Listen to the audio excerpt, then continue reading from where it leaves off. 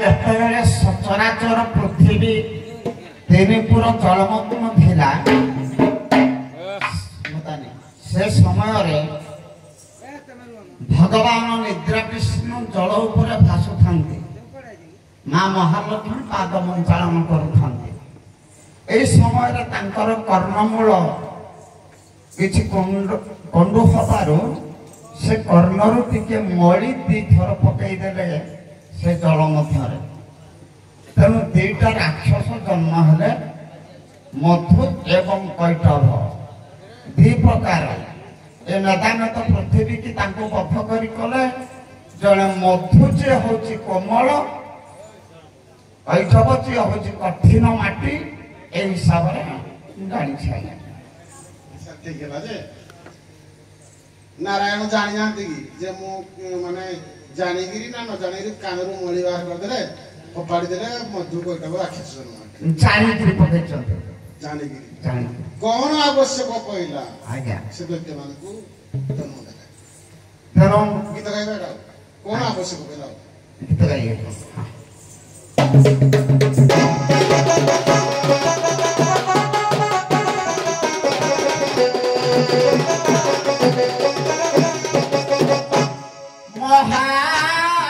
ମହାଲକ୍ଷ୍ମୀ ପଦମଞ୍ଚାଳନ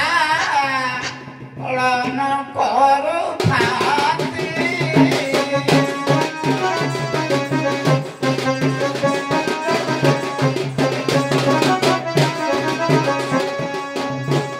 ଦେଖିଲେ ଯେ ଜଳମଗ୍ନ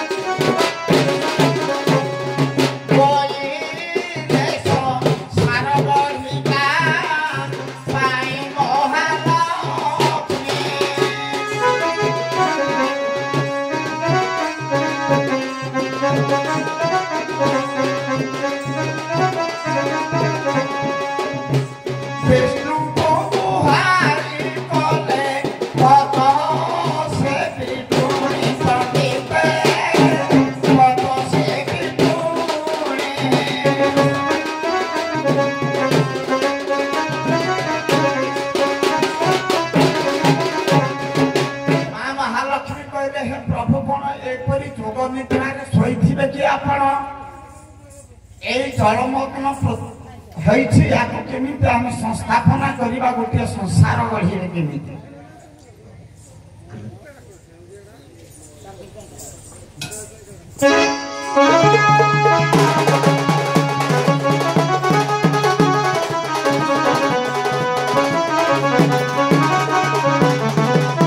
ଆରେ ବାବୁରେ ଯିବା ଟିକେ ଆସିବା, ପୂର୍ବ ଆଡୁ ଫେରି ଆସିବା, ତାପରେ ସେଠୁ ଭଗବାନଙ୍କ ନାମଟାକୁ ନବା ଆଉ କି ନୁହେଁ।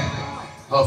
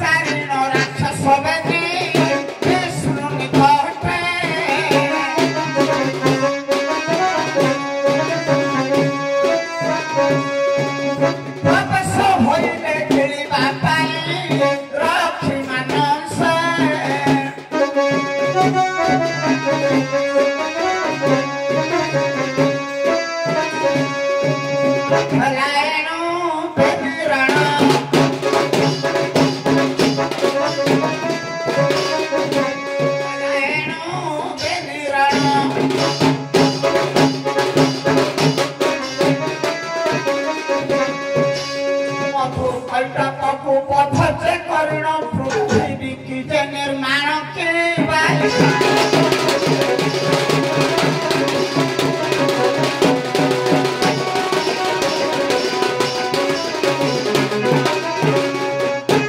पृथ्वी स्थिर न हो पृथ्वी स्थिर होला नहीं आपण माने गाउते विषयटा माने मधु कैटक जन्म पूर्व लक्ष्मी जन्म सारे हेना कोन कि नाही कि जन्म होई जंदी ना नाही लक्ष्मी कहले विषयटा थिला ब्रह्म वैवर्त पुराण अनुसारे मु सर कहूची जे ता पूर्वरु प्रकृति को ब्रह्म निजे प्रकृति को जात करी तानो पाछर रखै छथि लक्ष्मी जन्म सारे सेतल को तानो प्रकृति में अथे अंगर तयारी करते किंतु प्रकृत लक्ष्मी जे से तू जन्म हिन ना जा लक्ष्मी जन्म हिन थिरे आपण गायले नाही का मु शांताकर भुजक सहजम मला अवसर सियाल को नाही गते नाही सर प्रकृत रे मु कहि देली मु कहू कारण तापर पृथ्वी हल्ला पर जीव जगत ब्रह्मा जन्म हला नाभि कमलरु तापर वेद जन्म हला वेद मंत्र पृथ्वी तयारी हला पर सब ब्राह्मण ऋषि मुनि समस्त जात हले भृगम कठोर मां लक्ष्मी जन्म आइते बस इटा जो आपण करे लाइनटा ठीक जे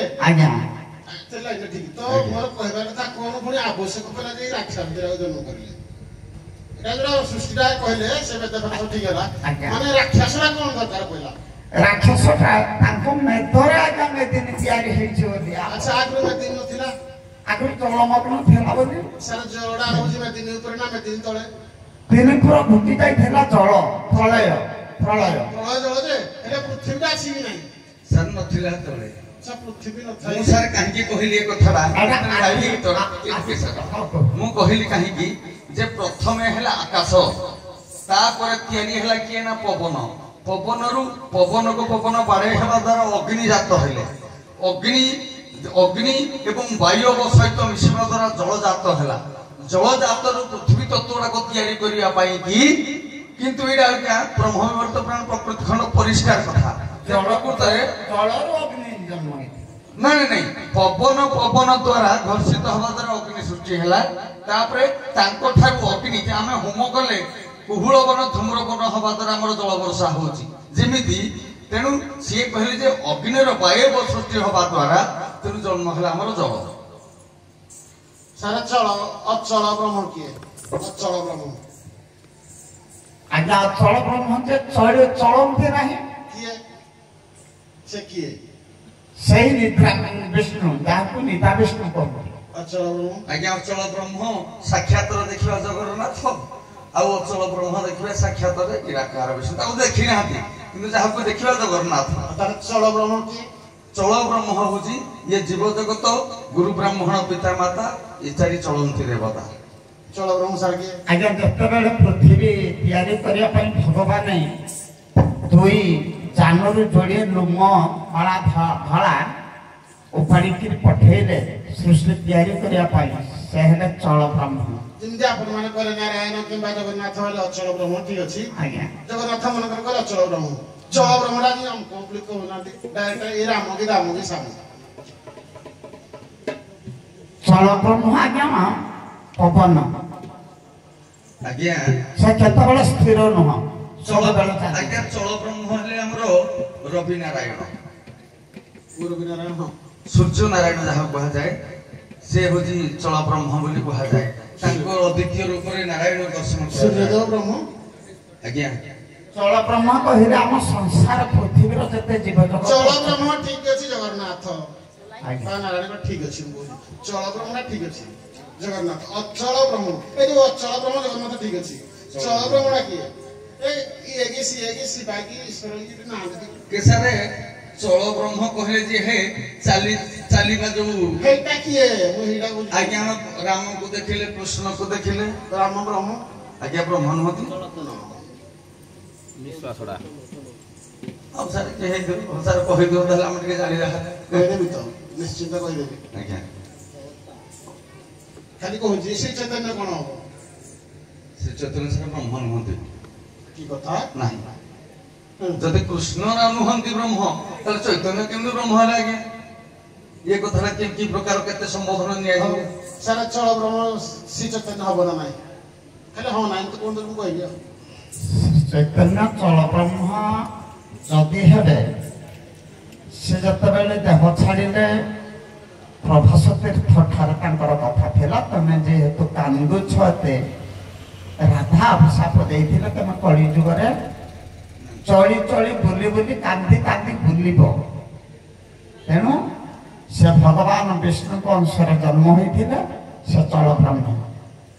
ଚଳ ବ୍ରହ୍ମ ଯଦି ହବ ତାଙ୍କର ଗୋଟିଏ କେବଳ ନାମଟା, ନହେଲେ ଆଉ କିଛି ନୁହେଁ। ନାମ ବ୍ରହ୍ମ ଦ୍ୱାରା ସେ ବୁଲି ବୁଲି ଗ୍ରାମ ଦେଶ, ତାହେଲେ କାହିଁକି ଆମ ଶଙ୍କରାଚାର୍ଯ୍ୟକୁ କହିପାରିବା? ତାଙ୍କ ପୂର୍ବରୁ ଆହୁରି ଶଙ୍କରାଚାର୍ଯ୍ୟ ଥିଲେ, ସେ ତ ଚଳ ବ୍ରହ୍ମ ଥିଲେ। କଥା କହୁଛି ଶ୍ରୀ ଚୈତନ୍ୟ ଆଉ ଶଙ୍କରାଚାର୍ଯ୍ୟ। ମତେ କୁହନ୍ତୁ ଶଙ୍କରାଚାର୍ଯ୍ୟ କିଏ? ଶଙ୍କରାଚାର୍ଯ୍ୟ ଶିବ ଜ୍ଞାନୀ ଯେ ହେଲେ। ବୁଦ୍ଧଦେବ କିଏ? ବୁଦ୍ଧଦେବ ହେଲେ ଭଗବାନଙ୍କର ଏକାଦଶ ଗୋଟିଏ ଅବତାର। କୋଉ ବୁଦ୍ଧଦେବ? ପ୍ରଶ୍ନ ହେଲା ସେଇଠି।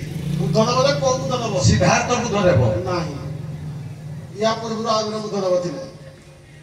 ଦିନେ ଆମର ଆଦି ଶଙ୍କରାଚାର୍ଯ୍ୟ ଥିଲେ, ବୁଦ୍ଧଦେବଙ୍କ ପୂର୍ବରୁ ଆଉ ଜଣେ ବୁଦ୍ଧଦେବ ଥିଲେ। ସିଏ ତାଙ୍କ ଶିଷ୍ୟ।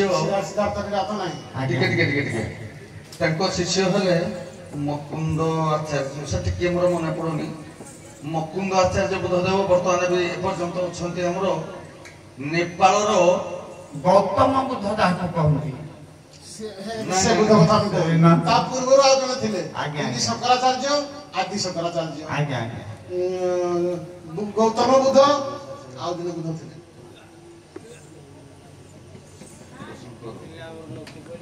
ଠିକ ଅଛି, ମୁକୁନ୍ଦ ଦେବ ମୋର ନାଁ ଟିକେ ମନେ। ଠିକ ଅଛି, ଆପଣ ମାନେ ଯାଆନ୍ତୁ, ଆସିବେ ସୌରା ସୌରୁଣୀ ଏକା ବେଳେ ଜୁରା ଗାଡିଆ।